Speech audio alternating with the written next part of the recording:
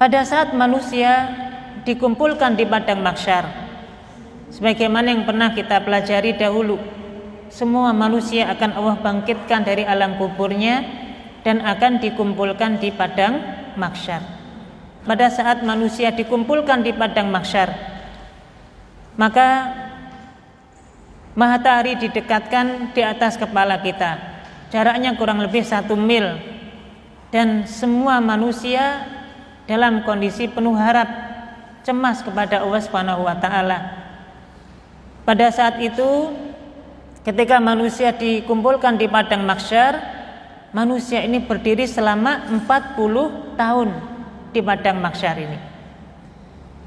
Pandangan-pandangan manusia semua menatap ke arah langit, menanti pengadilannya Allah Subhanahu wa taala, berharap segera dimulainya yaumul hisab. Maka pada saat itulah terjadi yang namanya peristiwa manusia ini mencari para nabi, seorang nabi yang sekiranya bisa meminta kepada Allah Subhanahu wa taala untuk diberikannya syafaat al-udma atau syafaat yang besar. Untuk itu di dalam sebuah riwayat hadis disebutkan, ini kita akan bacakan hadis yang cukup panjang yang nanti mengabarkan kepada kita tentang adanya syafaatul udma. Di dalam sebuah riwayat hadis disampaikan Nabi sallallahu alaihi wasallam bersabda, "Anna sayyidun nasi yaumal qiyamah." Saya, kata Nabi, adalah pemimpinnya manusia nanti pada hari kiamat. Di sini Nabi menggunakan kata sayyiduna. Ya, kata sayyidun nas, saya adalah pemimpin manusia.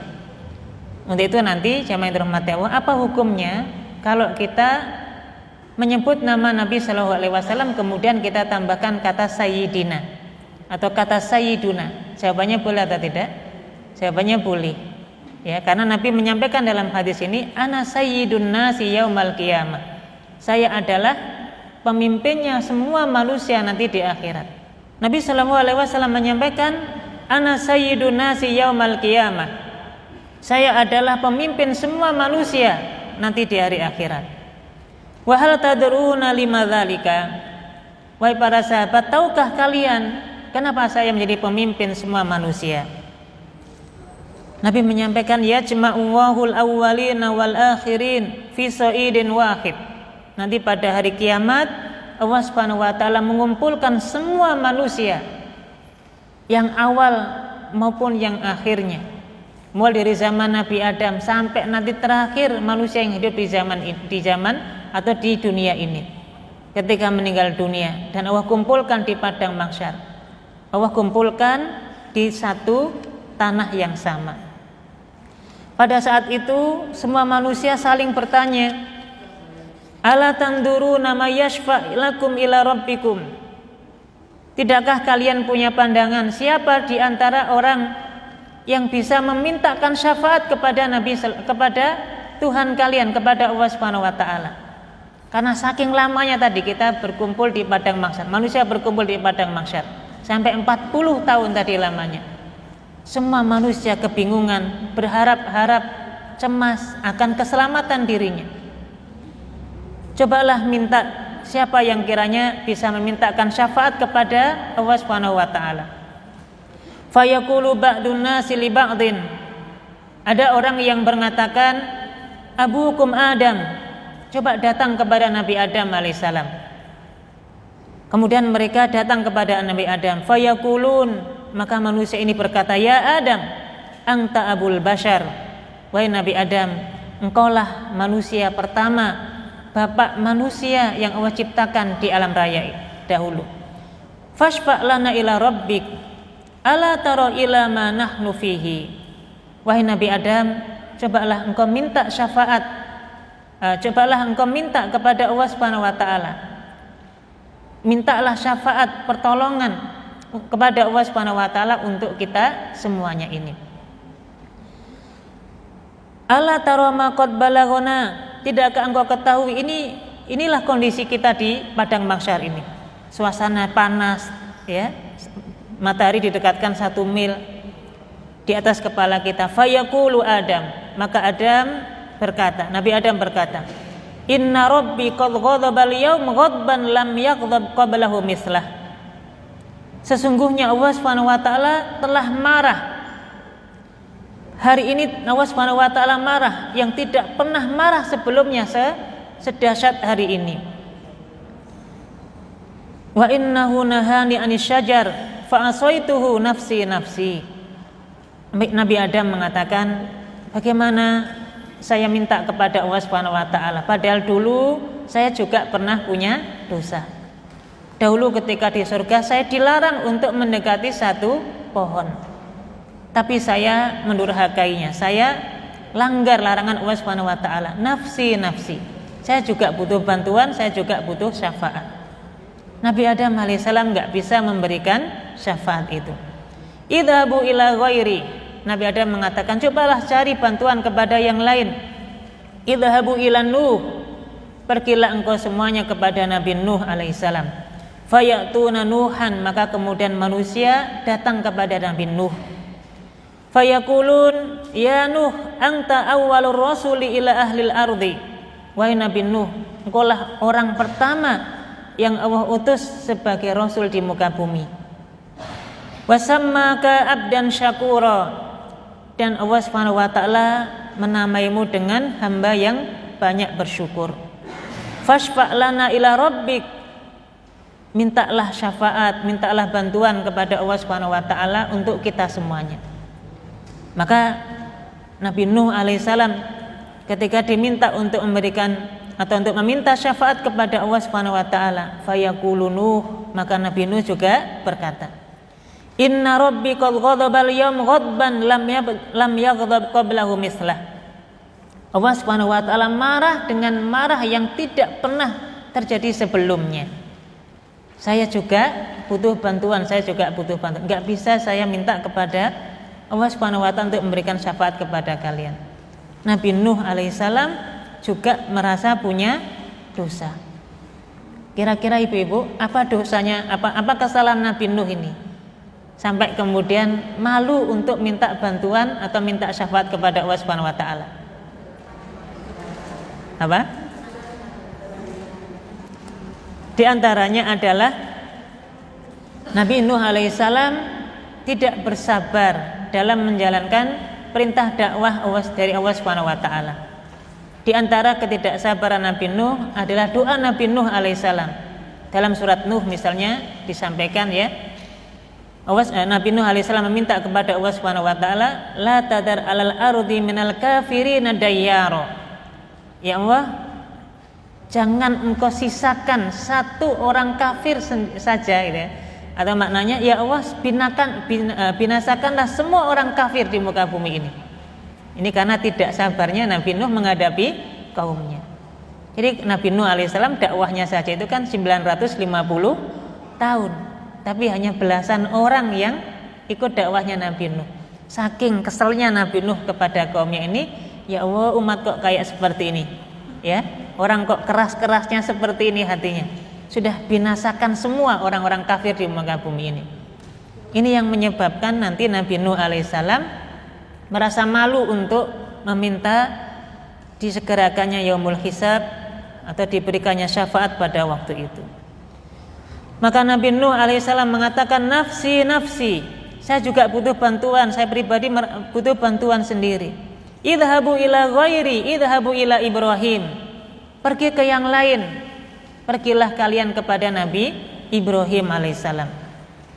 Fayatuna Ibrahim, maka kemudian manusia ini datang kepada Nabi Ibrahim, dan manusia mengatakan, ya Ibrahim, anta nabiyullah wa khaliluhu min ahlil ardi. Wahai Nabi Ibrahim, engkaulah Nabiullah, engkaulah kekasih Allah Subhanahu wa taala di muka bumi dahulu. Mintakanlah syafaat kepada kami. Mintakanlah syafaat kepada Allah Subhanahu wa taala untuk kami supaya dimulainya yaumul hisab ini. Apa yang disampaikan oleh Nabi Ibrahim alaihissalam? Nabi Ibrahim alaihissalam juga menyampaikan, inna rabbi qad ghadaba al-yawm ghadban lam yaghdab qablahu mislah. Sesungguhnya Allah Subhanahu wa taala hari ini juga marah dengan kemarahan yang tidak pernah terjadi sebelumnya. Saya juga punya dosa. Kemudian ibu-ibu, kesalahannya Nabi Ibrahim sehingga malu untuk minta kepada Allah, apa kira-kira? Nabi Ibrahim alaihissalam malu untuk meminta kepada Allah Subhanahu wa taala. Apa kira-kira kesalahan Nabi Ibrahim? Di antaranya adalah perkataan bohong ya, atau mungkin perkataan yang disampaikan oleh Nabi Ibrahim yang kemudian ini mengandung unsur kebohongan. Kapan ini terjadi? Nabi Ibrahim padahal bukan bohong sebenarnya ya, tapi kalau kita cermati secara zahirnya berbohong. Ketika Nabi Ibrahim alaihissalam berjalan bersama istrinya yaitu Sarah ya. Dahulu ketika melewati sebuah tempat ada seorang raja yang ini punya kebiasaan yang tidak wajar sebagai umumnya manusia. Jadi kalau ada orang melewati wilayahnya dan orang ini suami istri, maka raja ini akan mengambil istri orang tersebut dan membiarkan laki-laki atau suaminya ini pulang atau bebas gitu ya, tapi istrinya diambil. Kira-kira ada nggak yang seperti hari ini Ibu? Kenapa demikian? Karena raja ini punya alasan. Kalau ada seorang wanita kok sampai dinikahi oleh seorang laki-laki, ini berarti bukan wanita sembarangan. Sampai dinikahi berarti ini wanita yang baik. Maka raja ini ingin mengambil wanita tersebut. Nabi Ibrahim alaihissalam pada waktu itu supaya selamat dari kezaliman raja itu, maka Nabi Ibrahim ketika ditanya siapa ini, maka Nabi Ibrahim mengatakan hadhihi ukhti, ini adalah saudari perempuanku. Kalau Nabi Ibrahim menjawab ini adalah istriku, nah ini langsung diambil istrinya ya. Maka Nabi Ibrahim mengatakan hadhihi ukhti, ini adalah saudari perempuanku. Kira-kira Nabi Ibrahim ini berbohong atau tidak ibu-ibu? Secara zahir apa yang beliau sampaikan kepada raja tadi berbohong, iya kan, secara zahirnya. Karena tentu ini bukan saudara kandungnya, ini adalah istrinya. Karena ingin selamat dari zalimnya raja tersebut, ketika dikatakan hadhi ukhti, menunjukkan bahwa ini bukan istrinya. Nah, tapi sisi yang lain apa yang dikatakan Nabi Ibrahim ini benar ya.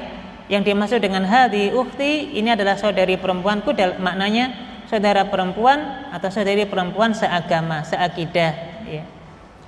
Nah, untuk itu kan biasanya kadang-kadang ini yang biasa ibu-ibu lakukan biasanya ya. Bohong, kesannya bohong tapi sebenarnya nggak bohong. Misalnya ibu-ibu ditunggu arisan ya, Bu, kemana saja kok belum datang? OTW ya. Ya, OTW. Padahal OTW dari kamar mandi mau keluar gitu ya. Ya OTW juga sih. Ya dikiranya OTW mau ke tempat perkumpulan tersebut gitu. Supaya untuk menenangkan. Kira-kira bohong nggak ibu-ibu dalam hal ini? Ya kan? Secara zahirnya bohong, tapi kenyataannya zahirnya tidak gitu ya. Maka Nabi Ibrahim alaihissalam malu untuk meminta pertolongan kepada Allah Subhanahu wa taala karena merasa punya dosa. Maka Nabi Ibrahim juga mengatakan nafsi nafsi. Saya juga butuh bantuan, saya juga butuh bantuan. Idhabu ila ghairi, idhabu ila Musa. Pergilah engkau kepada nabi yang lain. Pergilah engkau kepada Nabi Musa alaihissalam. Maka manusia berbondong-bondong mendatangi Nabi Musa alaihissalam. Kemudian orang-orang mengatakan, wahai Nabi Musa, anta Rasulullah. Wahai Nabi Musa, engkaulah utusan Allah Subhanahu wa taala. Engkaulah kalimullah, engkaulah nabi yang langsung bercakap-cakap dengan Allah Subhanahu wa taala. Mintakanlah syafaat, mintakanlah bantuan kepada Allah Subhanahu wa taala untuk kita semuanya di padang mahsyar ini.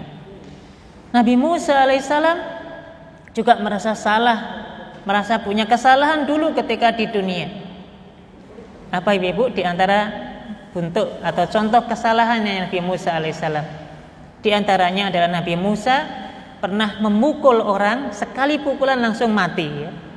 Nah, padahal sebenarnya niatnya untuk membela kaumnya, seorang pemuda waktu itu bertengkar dengan kelompoknya kelompoknya Raja Fir'aun. Ya namanya juga satu suku, satu kelompok, maka dibela. Barulah didorong, dipukul sedikit gitu, ternyata laki-laki atau pemuda ini meninggal. Dan Nabi Musa itu ibu Nabi Musa itu sangat kuat secara fisik. Nabi Musa itu ya kurang lebih secara kekuatan pribadinya itu setara dengan 10 kekuatan orang biasa. Wajar kemudian sekali pukul langsung mati ya.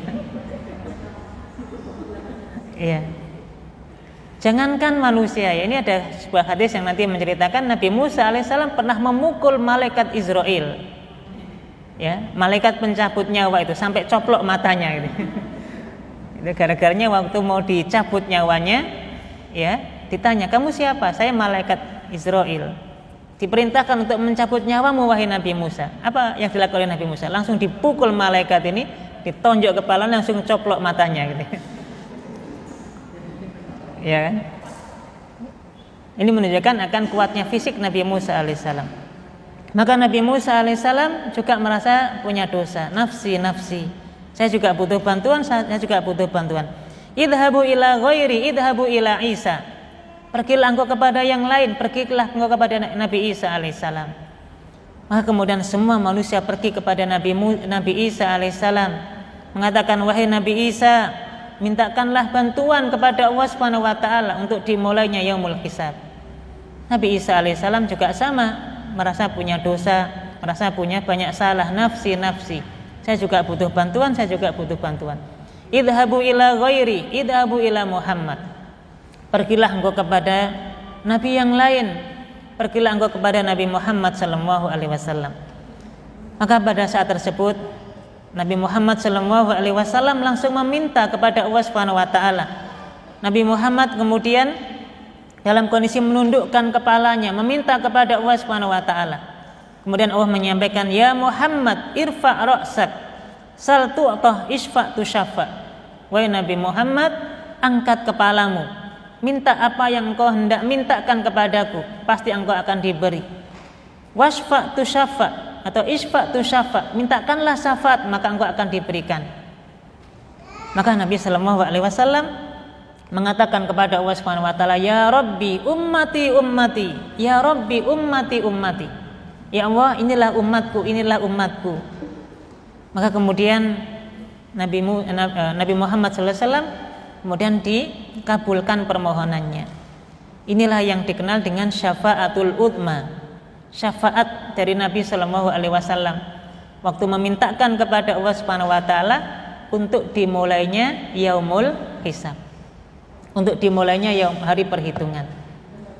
Dalam kondisi orang sedang bingung di padang mahsyar, harap-harap cemas tadi ini, maka Nabi sallallahu alaihi wasallam minta kepada Allah Subhanahu wa taala syafaat, minta bantuan kepada Allah Subhanahu wa taala untuk dimulainya yaumul hisab, dan Allah Subhanahu wa taala mengabulkan.